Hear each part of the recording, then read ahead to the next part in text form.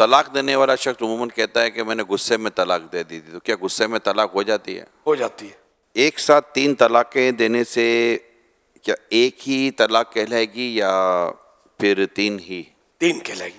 Pregnant عورت جو ہوتی ہے کیا ان کو طلاق دینے سے طلاق ہو جاتی ہے؟ ہو جاتی ہے۔ 3 طلاق دی تو کیا اب 60 مسکینوں کو کھانا کھلانے سے طلاق کا مسئلہ حل ہو جائے گا؟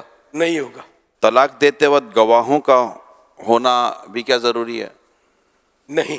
طلاق کا معاملہ کس سے حل کروانا چاہیے، مولانا صاحب سے یا کبھی گھر کے بڑوں سے؟ کس سے حل کرائیں؟ علماء سے۔ بڑے بوڑھے تو بولتے ہیں توبہ کر لو، آئندہ مت کر، خیال رکھنا، وہ حرام ہوتا رہتا ہے، حرام کے بچے ہوتے رہتے ہیں۔ تو یہ کام علماء کا ہے جو اس کا فیصلہ کریں گے۔ کیا شوہر کا نام لینے سے طلاق ہو جاتی ہے؟ نہیں ہوتی۔ اگر کہ میں نے تو مذاق میں طلاق دی، تو کیا مذاق میں طلاق ہو جائے گی؟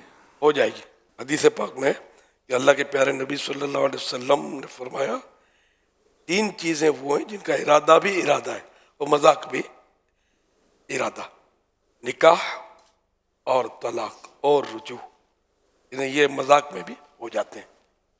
رجوع مانے طلاق کو واپس لینا، اور میرات المناجی میں یعنی ارادتاً بولے تو بھی واقع ہو جائیں گی، اور مذاق دل لگی سے کہے یا ویسے اس کے منہ سے نکل جائے یا کسی اور زبان میں بولے جس سے وہ واقف نہ ہو، بہرحال یہ کلمات اس کے منہ سے نکل جائیں، یہ چیزیں واقع ہو جائیں گی یعنی ہو جائیں گی، بشرطے کہ دیوانگی یا نیند میں نہ کہے، بیداری و ہوش میں کہے۔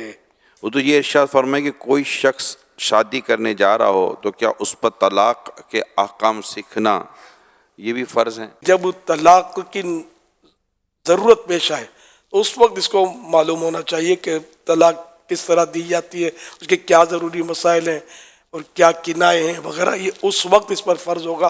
ایڈوانس میں یعنی نکاح کرنا چاہتا ہے تو اب اس کو اس وقت سیکھنا یہ فرض نہیں ہوگا، بہتر یہی ہے کہ وہ سیکھ لے، کیونکہ کچھ پتہ نہیں کہ کب مطلب انسان ہے اس کا ذہن تبدیل ہو جائے یا غصہ آ جائے یا کچھ بھی ہو جائے، وہ طلاق کی نوبت آ جائے تو اب وہ سیکھنے کیسے بیٹھے گا؟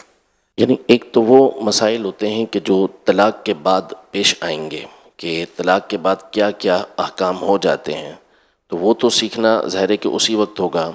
لیکن ایک ہے کہ طلاق کے جیسے کنائے کے الفاظ آپ نے فرمائے تھے یا اسی طرح اور الفاظ ہیں، تو وہ سیکھنا تو اس کے لیے ضروری ہوگا کہ کہیں ایسا نہ ہو کہ طلاق کے الفاظ کہہ بیٹھے اور اسے پتہ ہی نہ ہو کہ میں نے کیا کہا ہے، اور نعوذ باللہ پھر وہ حرام ہو چکا ہو معاملہ اور وہ حلال سمجھ کے رکھا ہوا ہو، تو ایسی چیزوں کو سیکھنا یہ ضروری ہوگا۔